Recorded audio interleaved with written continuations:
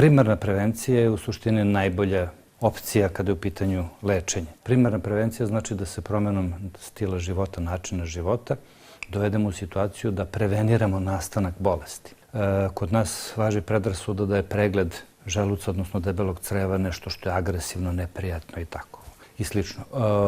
U 21. veku najveći broj tih pregleda se radi pod lakom anestezijom. Prema tome nisu ni neprijatni, ni bolni.